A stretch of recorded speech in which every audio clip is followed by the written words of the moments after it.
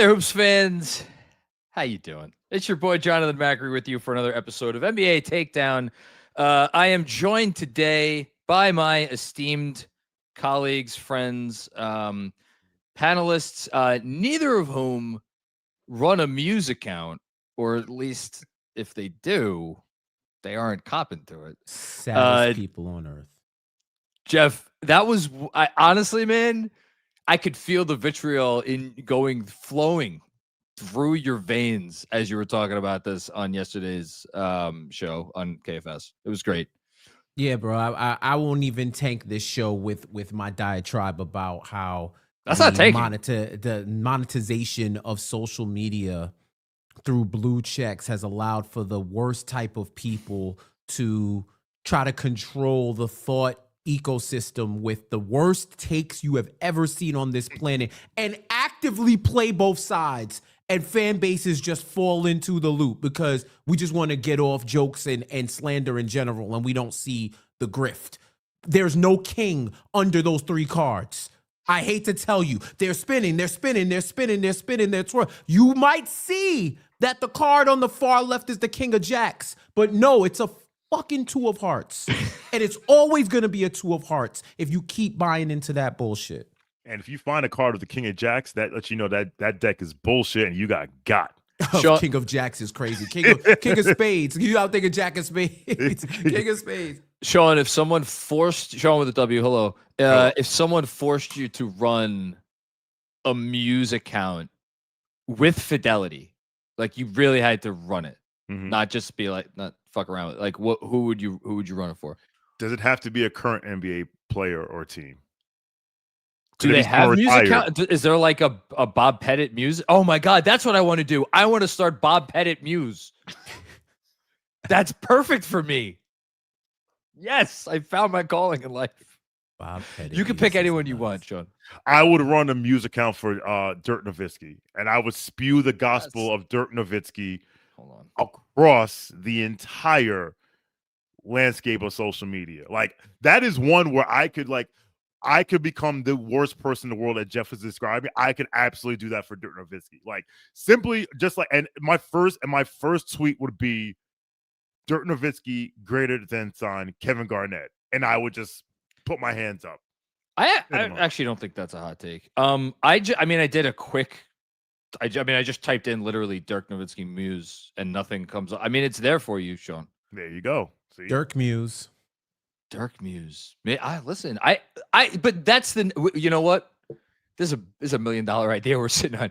There's all these music accounts out there that we could start based on all these former players. Yes. Come on, Jeff. Like literally just once a week, just post like Dirk Nowitzki hitting a turnaround 1'3" over Kevin Garnett. Just be like, told you. You know what's the best music count? What? Stat Muse. The original is the best music count. But that's actually kind of useful because they have good stuff. I mean, imagine if every player had a Centel. Well, that would, that's like the music counts. Yeah, no, that's what it is. So there's some nerd behind a cartoon picture of what's my guy's name that plays on the Raptors and Mogbo. No, he's in his 13. Garrett Temple. I thought you were going like Jamal Shed. Alexi Shved Muse. I will say this. So I actually I was like, are there NBA teams? Are there retired NBA players with music accounts? And I figured there'd be one for Kobe Bryant because that would be the crown jewel. There's probably 5 Kobe Muse. So I typed in Kobe Muse and I did not find one, but I did find a Muse account for Jacoby Walter. Isn't he a wide receiver on the Jaguars? Stop it. Or is that Jacoby Myers? It doesn't make a difference. Oh God! Listen, we're gonna sit on this one because I'm telling you, 7-figure idea at least minimum. Let's get started with the takeoff. We're gonna turn this into a segment for every show, where we each get off one take from either the previous night's games or just some take that we have in my mind. I'm gonna start us off. You ready for this one? Let's go. The Jazz are the most fun bad team in the league. Yes. I like it. Almost top 10 in scoring. I looked earlier this morning. I should have written this down. I think they're 11th in scoring. Their defense is a fucking tire fire, which means they get if your team is playing the Jazz or any team is playing the Jazz, you're going to get a fun offensive game from the other team. And the Jazz now have like 3 legit players you want to watch. Markkanen's obviously playing like an all-star. You got George, who had, I think, 25 in the first half against the Lakers last night. And then you got the kid from Rutgers who, will throw down a dunk every now and then and is not very good, but he's fun. So, yeah, that's my take. I've watched I've watched portions of last 2 Jazz games. I'm not sitting down watching 48 minutes of Jazz basketball, especially since their games start at 10 p.m. Eastern. But yeah, they're just fun. Like freaking Lauri Markkanen getting 4-point plays and Keontae George gave within threes and all that. Yes. Right. They may be the good bad team. Yeah, Keontae George was going crazy on the Lakers. Yo, he was going he was trying to run them out of the gym on his own back, bruh. But on a serious, like when there's a young player and it's like the night's not about you, kid. It's about LeBron James, and if it's not about LeBron, it's about Luka, and if it's not about Luka, it's about Austin Reeves. For him to come up in that first half and be like, "No, you know who's tonight's gonna be about? Tonight's gonna be about me." That, like, if I was a Jazz fan, I'd be like puffing my chest out this morning. Absolutely. Like there's like an all-time example of that where in fact, the night that LeBron broke the record, I think OKC won that game. When he broke the scoring record. I believe they lost the game, and I know that because I read it in your own book. Yes, they lost the game. Yeah. So I'm listen, that's just a sign of like you're not letting the moment get too big for you. You're not getting overwhelmed by like these forces of things like that. So yeah, shout out to the Jazz. Jeff, you got to take. I was thinking about it. You know what? I got one from that same game. I love it. Go for it. LeBron James is going to be the reason Austin Reeves does not make the All-Star game. Hold on. That's like 5D chess. LeBron James is... So you think LeBron is going to make the All-Star team? Give me the odds. Give me the odds. If you are even close to plus money, Fanatics ain't posted those odds. Bro, you will think it was M2/Mansion in 2013. The way I would throw money in the air if you give me anything close to plus money on LeBron making the All-Star team. All he has to do is average what? 20. 20 games? Until February, like if he's healthy for January and February, even if he's not, the fans are voting him in. Jeff, the players are more than likely voting him in. He's got the votes. Jeff, this is my bad. I've seen enough. No, it's my bad. I asked the wrong question. What number of games is crazy. What number of games would LeBron have to play to not get voted in by the fans? And is the over-under on that number of games 0.5? Like 0.5? Yes. Yeah. It's and I'm taking the under. I think if he has a possibility to be healthy for the All-Star game, they're going to vote him in. I don't even think... But then... if he's on the ballot, they're going to vote him in. Yeah, that's the thing. If he's on the ballot, that was a dumb question by me. No, it was a stupid question. It's okay. I copped to it. It's fine. But remember, and you alluded to it, John, under the old system where the fans pick the starters, he's a shoo-in. Mm-hmm. Don't they still hold on? Am I living under a rock? Do they? Yeah. I thought the fans still. No, you're living under a rock. It's fans, right. But players and I know you knew media. that already. No, I did know, but it's still 50% fan vote. Yeah. So you would need a majority of the media to not vote him in, and you would need a majority of the players to not not have him on the ballot or vote him third in the front court. The players are going to have him in the top 5 if he plays 0 games. Fans are going to have him. Who's going to get more votes than him in the West? Maybe Wemby. That's going to be a good for the world vote. Yeah, that's going to be a good test. Remember, it's a world vote. It's not just a U.S. You know vote. what? So okay, I'll take back my take back. It's not a stupid question. All right, but that's a good one. Still, so now that I'm fully wrapping my head, see 5D chess. I'm wrapping my head fully around your point. That's a good one. Because that would mean like LeBron and Luka are in the All-Star game. I don't care what you say. They are there. Yeah. They will be there no matter what. Austin Reeves, they would have to get 3. I'm gonna tell you right now, they would have to get 3. I know, but 3 All-Stars. So OKC, I think, and at some point, when I get off my ass, I'm a record my first time All-Stars. I think Chet, I don't know what you're doing in February, mid-February. Book a flight to LA, because you will be there. Shea will be there. At this point, AJ Mitchell, I don't know what you're doing. I don't know what you do in mid-February. You might be there too. They can mess around if they stay at this clip. They could mess around and get 3, or it may just be one of those like, all right, y'all are omnipotent, but it's only 2 of y'all going. So that means you're gonna send 2 Thunder and 3 Lakers. Jeff, I mean it's LA, but $1 million idea. Hold on, I really got to stop saying this stuff out loud. They've already screwed around with the All-Star format with this international domestic crap. Just have the defending NBA champion be the 4th team on All-Star weekend. And have the could you imagine? Just picture it. We're going into All-Star weekend, 2 domestic teams of All-Stars, the Thunder, and an international team. Are you telling me? Do you consider them All-Stars? Who? The whole team is All-Stars? No. If they come back as a defending champion? Forget about it. It's like the Super Cup. No, so it's like the Super Cup. It's like the thing they did last year. Those rookie G League kids weren't All-Stars. Like, yo, get your ass out there. But then it becomes the question of the integrity of sharing the All-Star stage with people who were voted in as All-Stars. No, they won the NBA title. Their reward. I hear you. But then, as an owner, would you want your whole team out there playing exhibition game?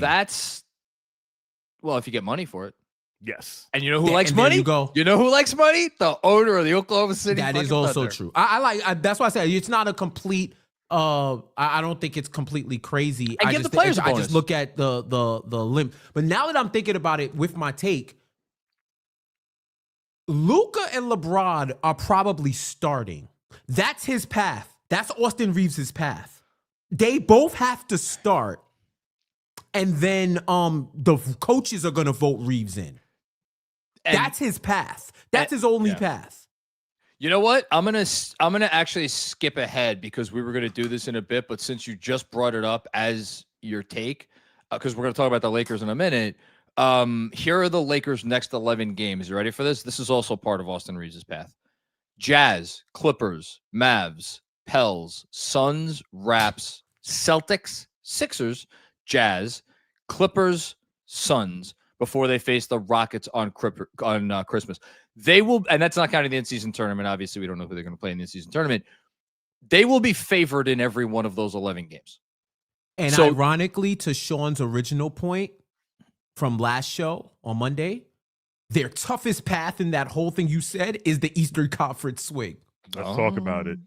With the Celtics and the Raptors, and the way they're currently playing, they're both playing well. I'm just saying, part of the path for Reeves is the Lakers are. I mean, look, the Lakers could be like 20-6. I mean, that's part of it. Maybe that's part of it. Man. The All-Stars there's a path, but if he doesn't make it, it's going to be because of LeBron, and not like negative. I'm not saying it in a negative way. I'm just saying. Well, are they going to get 3 All-Stars? They would have to be.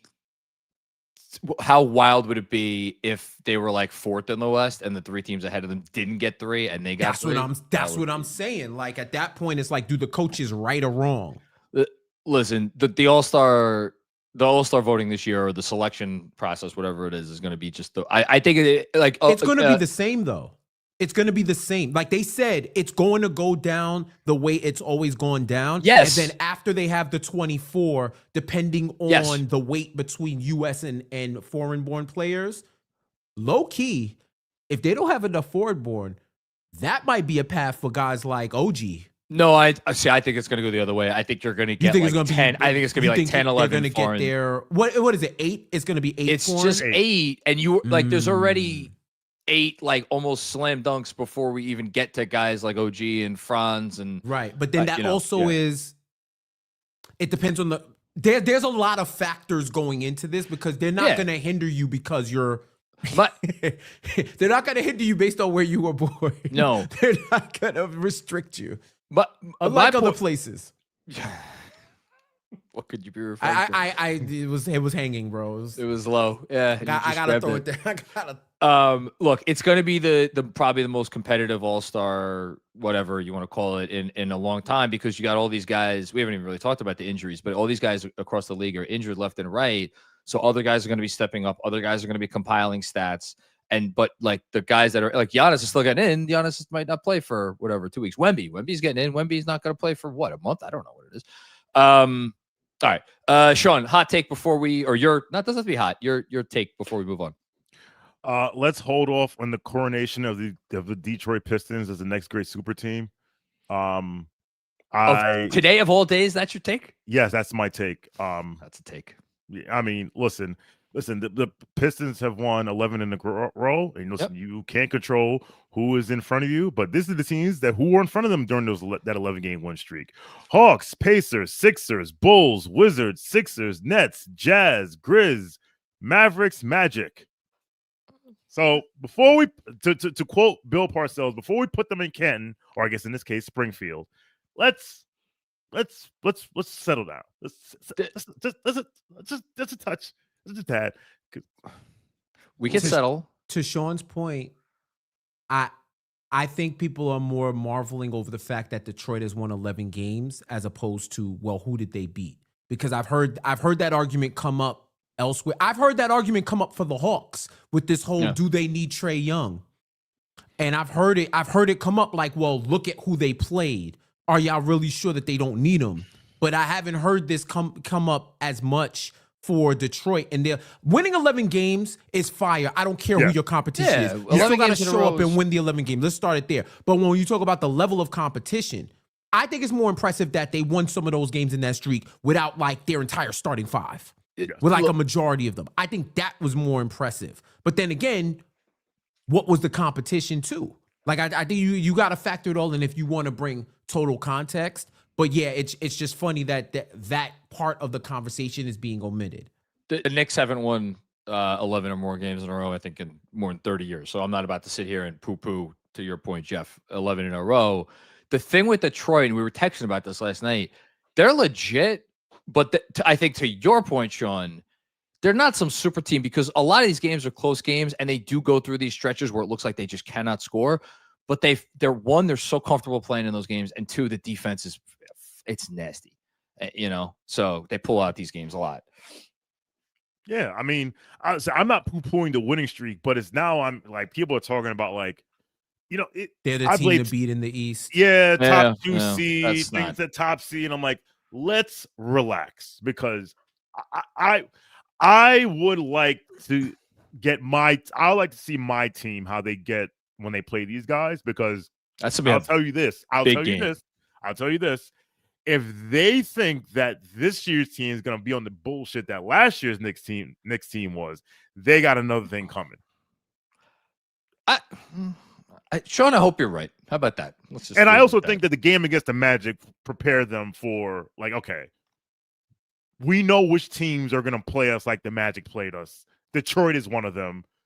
We saw Malik Beasley like clearing people out on screens like he was freaking, Penei Sewell. So if I'm curious to see how they play, but like I'm not saying they're bad. Like, no, obviously, you're not saying that. Let's before we start penciling them into spaces they shouldn't be. Let's take it down just a touch, a little bit. We could take it down a touch. All right, that was fun. Let's move on to the topic of the day, which is LeBron James made his season debut last night. His 23rd season debut as an NBA player, which is insane, utterly insane. Had 11 points, 12 assists. I forget how many rebounds. One thing I thought, like, and again, I watched the relevant portion of the game. I don't know that I could have faith in LA's defense. On offense, I thought it looked pretty good. I am curious though, and I don't know if either of you guys have a thought on this, is like, what would be the, let's actually we could all three answer this. What's our points per game over under for LeBron James? And if you want to do assist per game over under for LeBron James for the rest of the year, is like, I can't imagine LeBron averaging under 20. I would do it at like 20.5 and then assists 8.5. Let's go 20.5 and 8.5. I 20.5. I will take the under. I was thinking about like 18.5, 19.5, and I can't do a number that doesn't. You know what I saw a lot of yesterday during the game, especially in the first half, LeBron standing in the corner. I saw a lot of that last night. His first game though. But what did we talk? I'm just saying, like, now for him to now average a solid 21 points per game, those points are now coming from somewhere. And now, are we going to Jeff's point?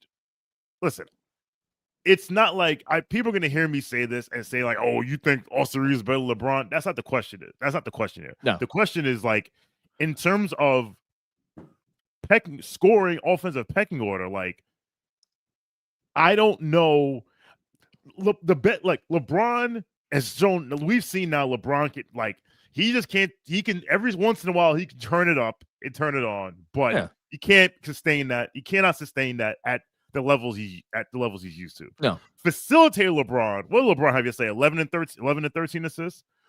Like, if LeBron is facilitator LeBron, then the sky is the limit for this team. However, one, it's LeBron we're talking about here. And two, that number is definitely going under. Like, I think if you give me 20.5, I'm taking under. I don't know that there's ever, I should look this up, but I don't know if there's ever been an NBA team to have a guy average 30 and two guys average 20 that were on the roster for the whole season and played like a commensurate number of games. Mm-hmm. I feel like Reeves is going to average over 20. I think I think Luka's clearly, if last night is any indication, Luka's not lessening his shot diet just because LeBron James is back. Jeff, are you taking the under or the over? You know what? You said 20.5. I said 20.5, and what did I say? Assists at 8.5. I'm going the half. Good line. It's a good line, right? It's a great line, and I think he's going to get 20 at 8, so I'll go under on both. Like, it'll just miss the hook. So you think like 20.2? Yeah. Because knowing me, that's what it would be if I took the over. But I won't be a complete coward. I'll go over on the assists, because if what I saw last night is trend and not blip, this man was moving at unk speed and his passes were like the Flash. Like dude was on point, showtime at his own pace and finding everybody. And he still has his gravity. And maybe smarter teams and more defensively minded teams might adjust that, but I think he has a good chance to be the facilitator on the team and let Luka be the primary scorer, and he's still gonna have a facilitation mindset too. So yeah, I'll go over on that. Career high LeBron James assists. He led the league one year at 10.2. I completely forgot that he did that. Oh yeah. Other high assist seasons for him: 9.1 a game, 8.7 a game, couple 8.3, 8.3. So he's been in the range before. I don't think 8.5 is a crazy line. So I mean, Shawn. Real quick. So Austin is currently averaging 28.1 points per game. I think it's safe to say that won't maintain the rest of the season. So I would agree. If you take those 8 points away from Reeves and give them to LeBron, that still puts him at 19. Yeah, but here's the thing. There's going to be games Luka's going to miss, because for as much as he's in shape, it's still Luka. Reeves might play he seems to play in games. So, and LeBron's going to miss games too. I don't know. I think it's going to be interesting. I'll just say that. Listen, to quote that tweet, that world famous tweet, this fucker won't last much longer. and, and yes, that was like 12 years ago, but like at some point, LeBron James is not going to average 20 points a game. At some point, or will he? And if he does it this year, will he say, "I'm going to go out on maybe not on top"? I mean, we'll see what happens with the Lakers this year, but like. Maybe he don't want to Moses Malone it. Maybe he don't want to Kareem it. Maybe to bring up a couple guys. Actually, perfect transition.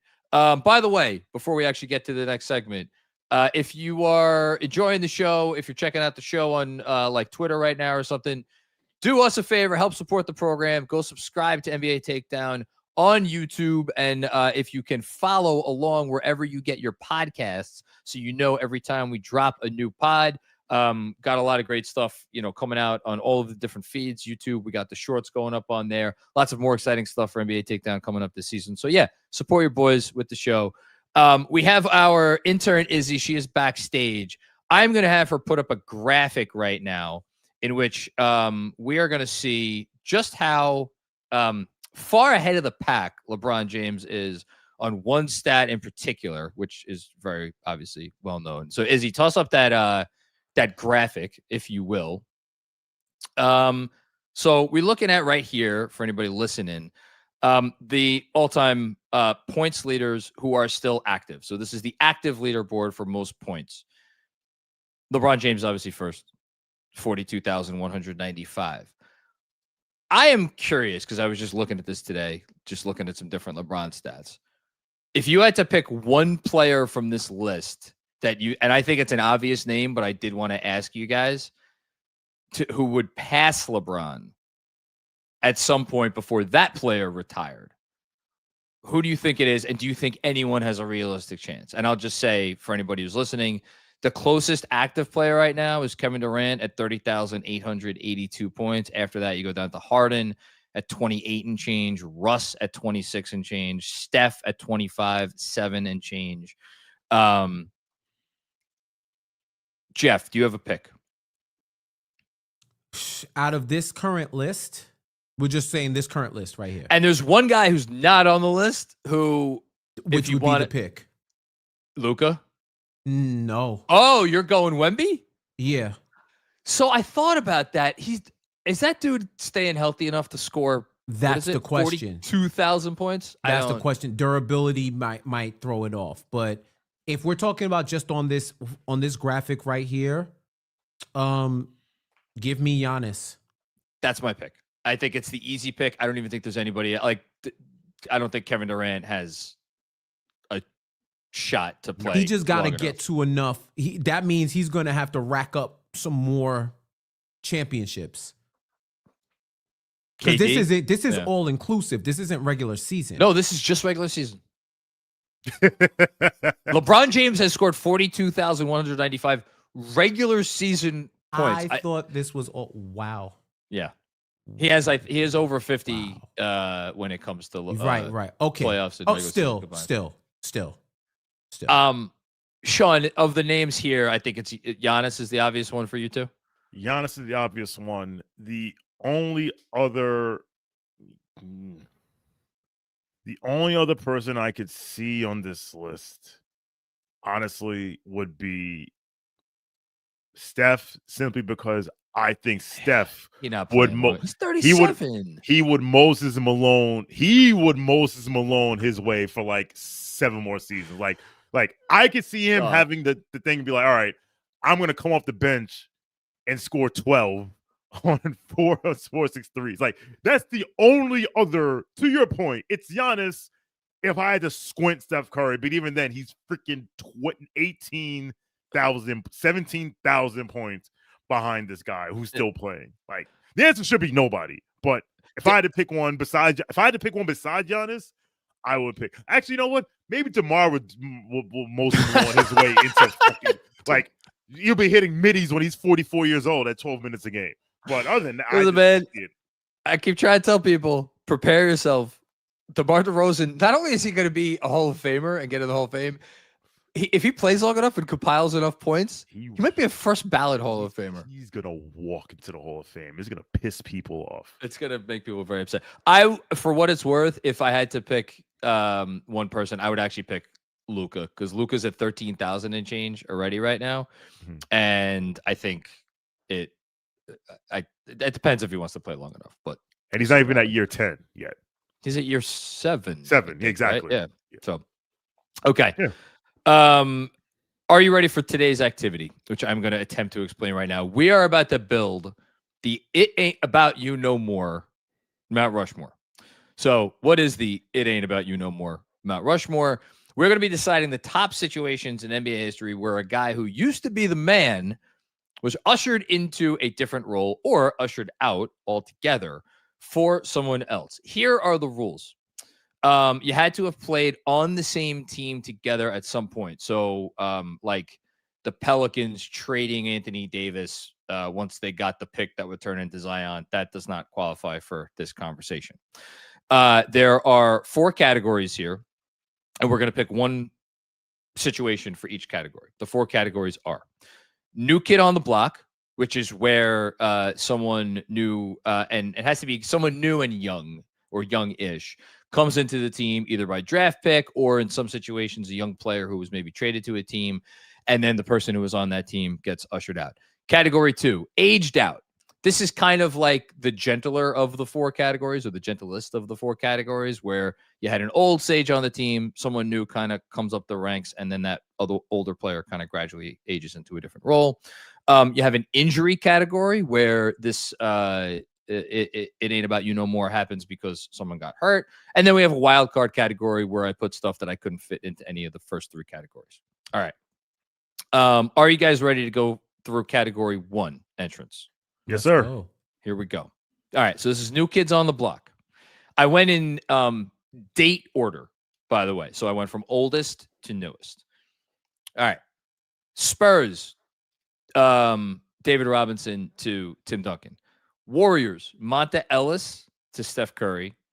Knicks, Carmelo Anthony to Kristaps Porzingis. Mavs, Dennis Smith Jr. to Luka Doncic. Wolves, Karl Anthony Towns to Anthony Edwards. Pacers, Malcolm Brogdon to Tyrese Halliburton. Lakers, the thing that inspired this category or this discussion, LeBron James to Luka Doncic. And Shawn, did you add this one? I did. So this would go before Lakers in terms of time order, but Cavs, Darius Garland to Donovan Mitchell. Mm-hmm.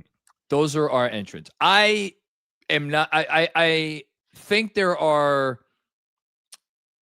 So I obviously the category we're talking about this today because of LeBron James being kind of ushered out and Luka Doncic being ushered on the way in. I think there are some other ones that like are more famous examples of this. And the one that I actually want to go to first, because it's the one that I always remember the most, is Monta Ellis going out and Steph Curry coming in, because Monta Ellis was a thing in Golden State, and people like, I don't know if people our age remember or younger than us, like remember that, but that was the one that I was looking at first. Yeah. Monta Ellis was so much of a thing to the fan base of the Warriors that their owner is Lakeholm is the owner, right? When he was just took over as owner. Yeah. Famously got booed. He got booed in a ceremony where I guess it was right after the trade. Right after the they traded Monta Ellis away. Yeah, for Andrew Bogut for Bogut, and he got booed out the building so much that I think it was, I want to say it was Chris Mullin. It was Mullin's jersey retirement. That's exactly what it was. Chris Mullin's jersey retirement. Yeah. Mullin had to tell the fans, yo, please chill. Not only are you messing up my night, the owner doesn't deserve this. Give him a chance. Give him a chance. They were booing this man off of the court like no other. I haven't seen that in a professional owner in a minute. Like, you think the Nico Harrison thing is one thing. This was at a retirement ceremony. He's getting booed off for Monta Ellis. So if anyone tries to tell you, oh, it was an easy decision, there was a lot of debate over it because of Steph's ankles. Like, we didn't know if Steph could. We talk about Wemby and the health question. That was the question with Steph and his ankles. Are his ankles going to be healthy enough for him to be able to have longevity when we have a known quantity in Monta Ellis? Like, it wasn't Monte. It wasn't that crazy back then. It wasn't crazy at all. And like, what's really nuts about it is like Steph was. It's not that, Steph like automatically just suddenly became Steph in year 4. Like, he showed signs of being Steph. Obviously, showed signs at Davidson. That's why he got drafted where he got drafted. But there was like it was the injury question mark, and then I just think like there was still the doubt about whether like this little guard could really be like the guy on an NBA team. Not that Monta Ellis was like huge. I don't know. It's like the spirit of this category to me is like there was like the guy who was there first, like everybody like absolutely loved him, and then it's that you would not have thought that they could have been dispensed with as quickly as they were. So I don't know, Shawn, do you have which way do you want to go for this one? So funny, that was the one I was going to go with because I remember like anyone who tried to tell you that revises history, tried to tell you it was an easy decision. Like Monte was loved. And to your point, like when I tell people that the Warriors used to be the Knicks, that's one of the first examples I go to, including can this small guard be the best player on a championship team? I don't know. It's fair. Yeah, I would say that's number one. My number 2, and I'm glad you included DSJ to Luka. I had to. Simply because I don't think we've ever seen a more abrupt case of, I know we told you, but yeah, see this guy over here? Yeah, after it was a year. Dude. And they're like, yeah, we're done here. Do you remember the year of I mean, let's just call it like it is, Frank's rookie year, where Frank who? This is an NBA podcast. Frank who? Wow. This is okay. This is the NBA podcast. This ain't a Knicks podcast. Yep, that's right. You're absolutely right. And this player who I'm referring to no longer plays in the NBA. So maybe we should be talking about this on where is he playing? I don't. Olympiacos legend. Oh God, Frank Ntilikina. After every 5 is a little high. 3-point, 2 assists, 1 rebound. Let's give him 2 steals. Be generous. Game. And then we'd be like, Twitter was around back then, so you'd pop up on Twitter, and like Dennis Smith Jr. would have one highlight dunk after another, and like be dropping dimes. And you would have thought the Mavs had drafted. I mean, you would have thought the Mavs had drafted Derrick Rose. There were some nights, right, with the reaction to Dennis Smith Jr. You remember the whole what do you call it? The fervor around Bron's comments when he was like, yeah, I would have drafted Dennis Smith Jr. And that just set the whole Knicks clique industrial complex in a frenzy. I'd never forget that. Yo, that's why I whatever, LeBron. Use this franchise for clout more than anyway. Continue. Karl Anthony Towns to Anthony Edwards. I guess the bloom was kind of off of the Towns rose by the time they got the Edwards pick, right? Mm-hmm. Yeah. I mean, they were picking that high in the lottery for a reason. They were picked. That's a very good point. All right, which way do you want to go? You want to go? I mean, do you want to go here? Here's our 3 choices. We all vote on one. LeBron to Luka, which again, that's what the whole thing that prompted this exercise. Monta to Steph, or DSJ to Luka. Shawn, you vote first. I'll vote Monte to Steph. Although I want to take LeBron to Luka because that is like you're telling arguably the greatest player of all time who can still play. Like, hey. But the Monte to Steph thing, because at the time it was seemed as if like this is nuts. Like, why are we giving up on this guy, Monte, who won absolutely nothing, by the way? Should that be? But maybe that's not in the spirit of the category. Now that I'm thinking about it, I don't know. The more we're talking about it, there's a part of me that wants to go DSJ to Luka. Because I see the spirit of the category was like, it was all right. It's all about it's literally all about you. Yeah, it's literally the meme of holding up the kid in the pool while the other one is like that wasn't Monte and Steph. That was DSJ and Luka to the T. I'm glad we talked this. All right, Jeff, what's your vote? Yeah, that I'm going that way because DSJ that man Luka got erased. Okay. They disappeared that man for Luka, and then they disappeared Luka for years later. Funny how it's the circle of life. All right, category 2, aged out. Okay, so this is like the gentlest of the categories. We're gonna start back in the day. Kareem to Magic, and again, it's not that the person in this category, it's not that the person was like ushered out of the team. It's just they took on a different role with the team when the young guy kind of started to come into his own. Sixers, Dr. J / Moses. So we got a 2-for-1 here for Charles Barkley. Indiana Pacers, Reggie Miller to Jermaine O'Neal. That was a thing. Miami, Shaq to Wade. Spurs, Duncan to Kawhi, which is obviously a dicey legacy, but I felt it needed to be entered. Pistons, these are good. Pistons, Dumars to Allen Houston. Shawn, I like it. And then Mavericks, Dirk to Luka. There's an obvious one for me here, but Jeff, I'll go to you first. Where do you want to go with this one? Is Robinson to Duncan in this category? So I had Robinson to Duncan in New Kid on the Block because to me that's fine. That's fine. They can occupy multiple, but for ones that are here, I'd say Magic to Kareem. Magic, if I'm not mistaken, you mean Kareem rookie to Magic? Yeah. Magic Johnson played center in the finals and led that team to victory. Yes, the spirit of this category though is the younger player does not usher out the older one right away. Not right away, but that was a sign that this guy, remember, it was him and Bird who sparked that generation of NBA hoops.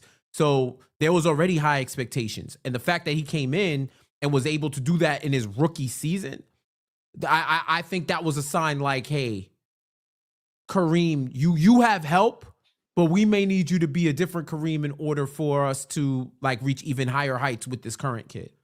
I like that. So this was my number 2, and I like it because Kareem finished as high. He was all NBA first team as late as the 85-86 season. He finished. He was an ageless wonder.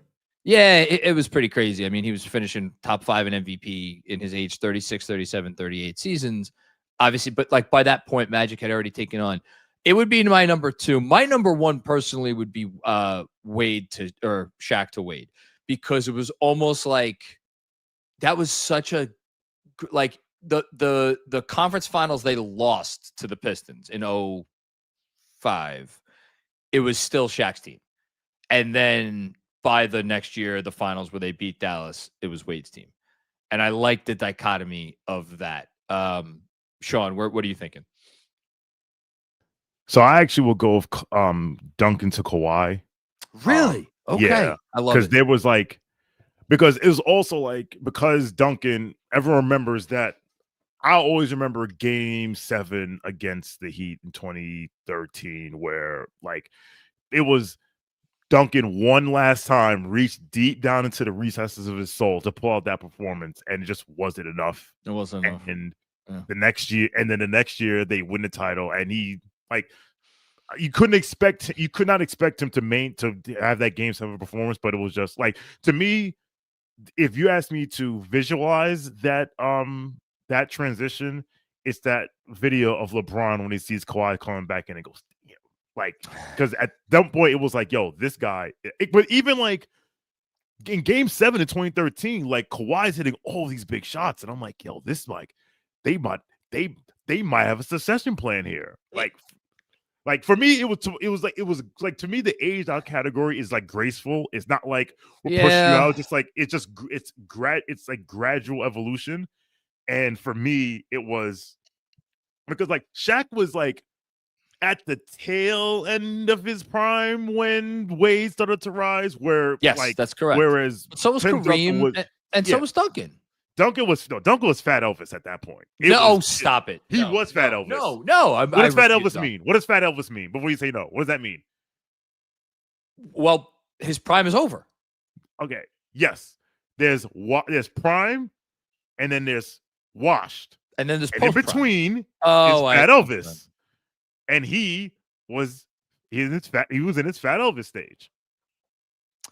Yeah, but so I think that goes against your argument because Tim Duncan was in Fat Elvis stage. Then it doesn't really fit for It Ain't About You No More because it was already not about him anymore. But it was still about him. It was still about him. It was still, you can hear me. It was still about him, but at the same time, hold on. The dude finished 7th in MVP voting in the 2012-13 season. That's the one you're referencing in the finals where Duncan tried to put the team on his back. 7th in MVP. Come on. So was he still not old? Yeah, he was old, but he was still fucking awesome. Well, if that's the qualifier, then that's the qualifier. If you're still freaking awesome, I mean, was he? But he was also like playing 7 minutes a game, and it's not. It's like he was kicking the league's rear end every single night. No one's disputing that. I don't know, Jeff. You're sticking with your vote. I like my vote, man. I like my vote. I think Magic and Kareem, because the otherwise, I would have said Robinson to Duncan because boy, I would have loved to not see Duncan in that '99 finals.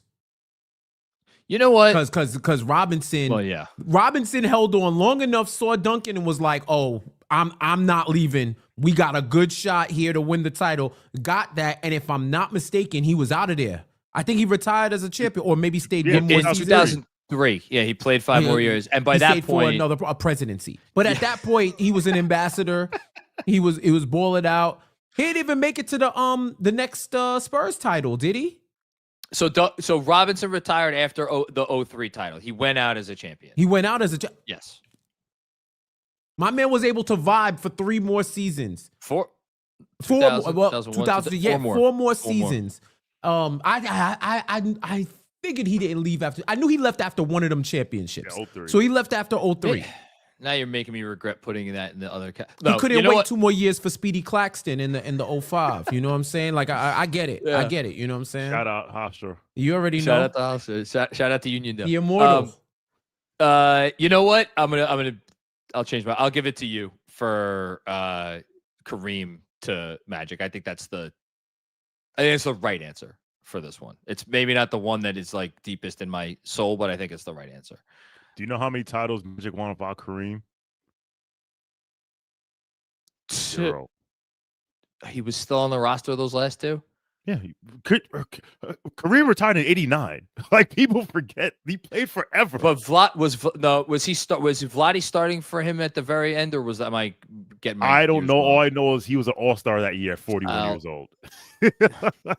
Look, people love Kareem Abdul-Jabbar. No, that's the right answer. Okay. Next category, we got to finish up. Injury.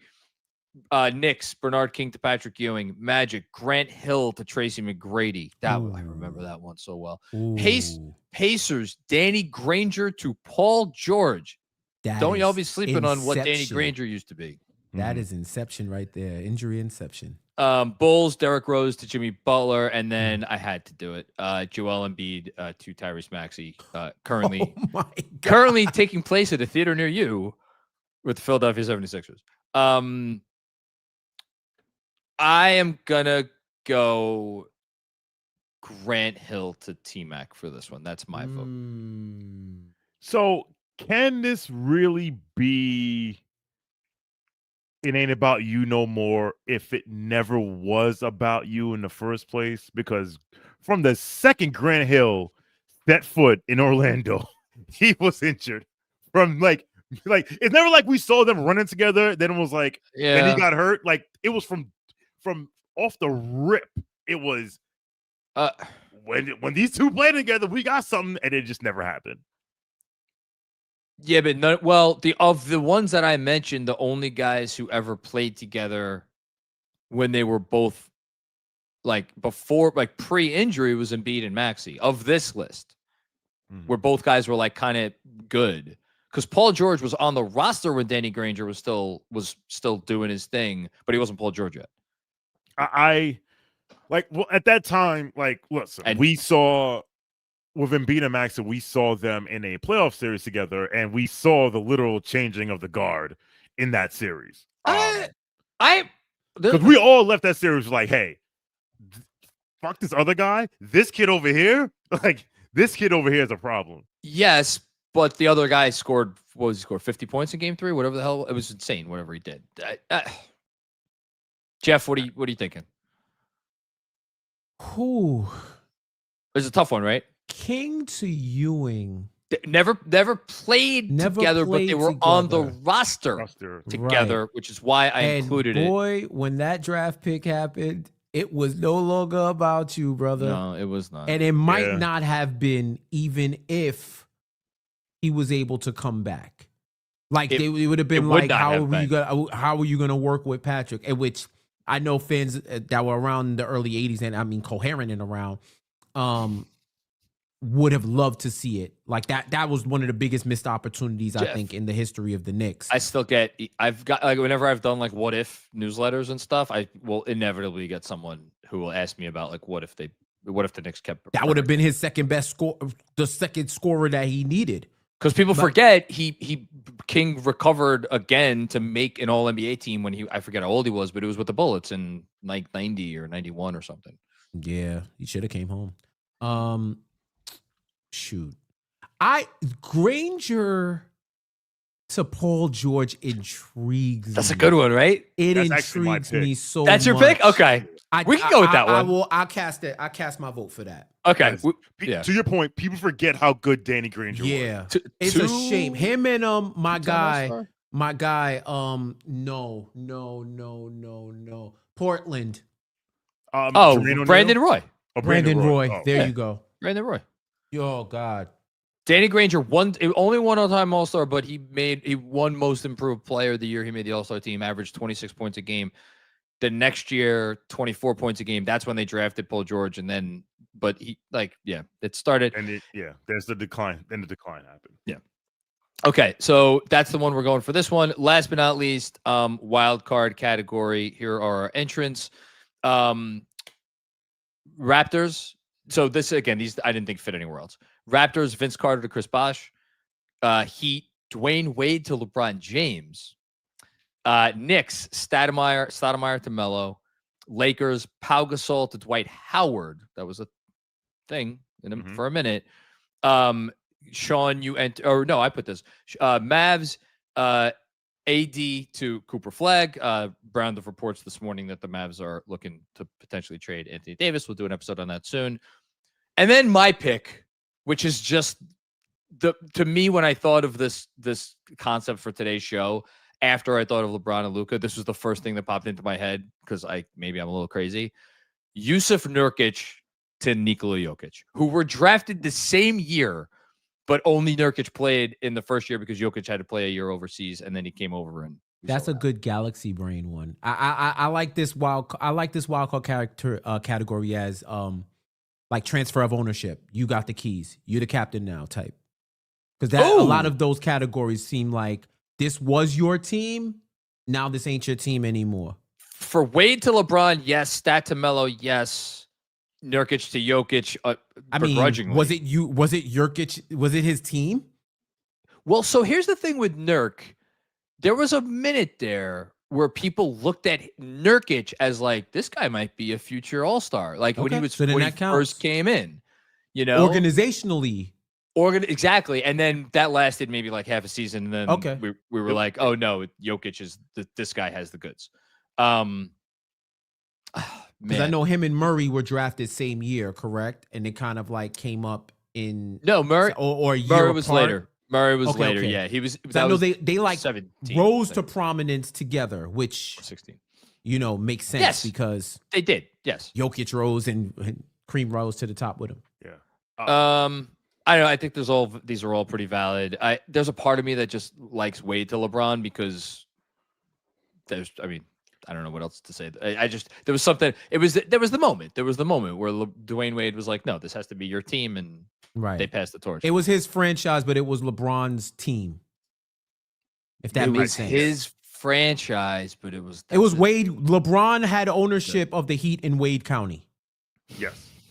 LeBron had the team. Wade had the streets. He still paid property taxes to Wade County, which is why Wade is a Heat for life, and Bron. I guess Bron's home is Cleveland. I was about to say his home franchise is going to be Cleveland, but it's going to be like Shaq. You know what I mean? But in a sense that Cleveland's retiring his number, the Lakers are going to retire his number. The Heat should retire his number. They will. They're going to. But I think it's going to be like real life. His main home is going to be Cleveland. His second home is going to be in LA.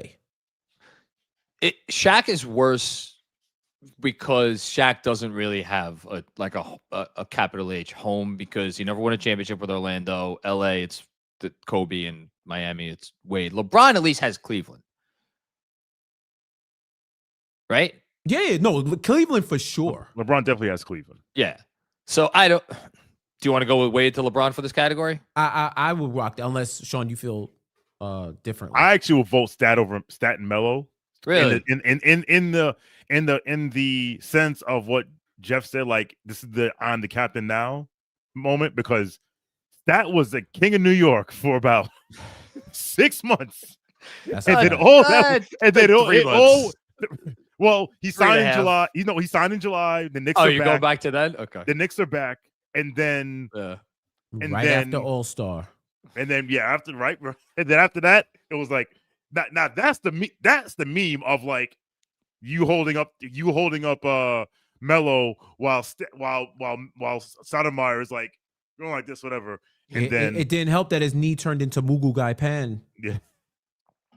Last thing, and then we're going to add here. Are we shortchanging AD to Cooper Flag, given everything we've been talking about for literally the last few weeks on this show, where they traded the franchise for Davis and that he didn't want that shit. He didn't ask for that. I'm not gonna. It's begrudgingly. Yes, but how did those? It lasted a literal quarter. But how did those Mavs fans react when Davis was kicking the shit out of the Rockets for that? Again, it was 15 minutes in that one game last season. They were cocaine, fentanyl, hopium, top 3 controlled substances. Meth, honorable mention. He's right. Hopium's a hell of a drug. At that point, imagine if we traded Jalen Brunson for. I don't want to imagine that. Drew Holiday because defense was championship. And then for a quarter, Drew Holiday has 15 points, 3 steals, a block, and he's just like lock it up. And we Madison Square Garden would be going insane. And then he'd roll his ankle and then be like, that isn't even a fair comp because it would be like if Jalen Brunson was A, drafted by the Knicks, B, a few years younger. And it would like Leon Rose would have gotten fired for I don't know who and some but man, I feel bad for Mavs fans. That's all I'm coming away from this episode thinking about. Okay, before we get out of here, we're going to introduce a new segment on the show that we're going to do on Wednesdays. We are bringing our intern Izzy up on the stage. Wait, hold on. Let's get over to 4. Okay. Hi Izzy, how you doing?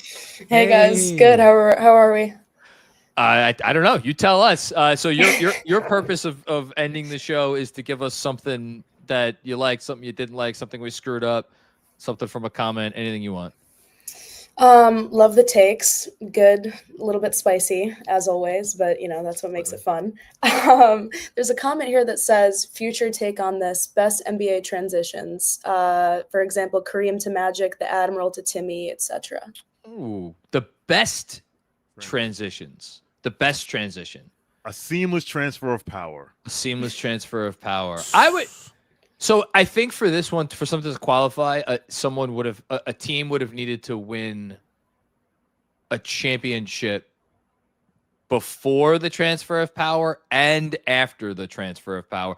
Is Duncan to Kawhi? Duncan to Kawhi is the only Wade to Braun. Oh, yeah, but that was so artificial. I mean, sorry, but it was. I hear you.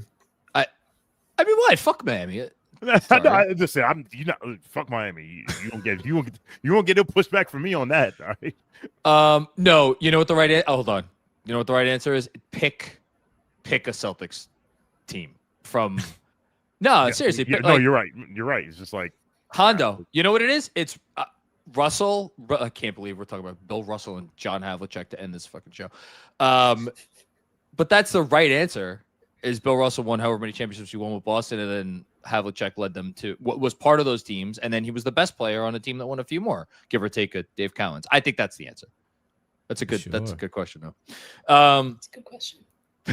I'm glad you're crazy. All right.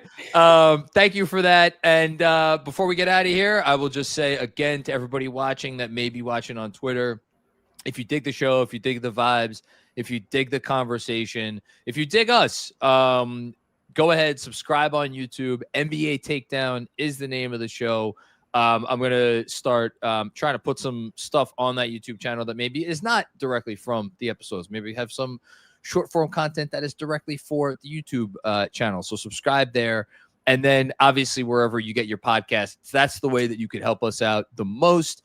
Follow NBA Takedown, whether it's on Apple or Spotify or wherever you get your pods. Jeff, anything before we go? Nah, I'm good to go. Great episode. Awesome categories, man. I like these thought exercises. It brings some spice to NBA life. When you sit around all day thinking about nothing but NBA basketball, this is the shit that you come up with. So I love it. There you go. Shawn, last word. Shout out to Cameron Brink and Rakia Jackson, who should run for something in 2028. I love this shirt, and when I was planning to wear this shirt when the Sparks were gonna play the Liberty at Barclays, but Cameron Brink tore her ACL, so that was that. So shout out to them. Shout out to the WNBA.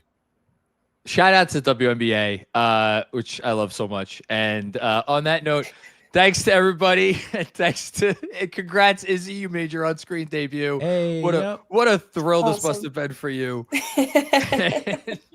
Always. We'll see everybody on Friday's show live at noon. Dexter Henry's coming on. Be there, be square. Talk to you later. Peace out.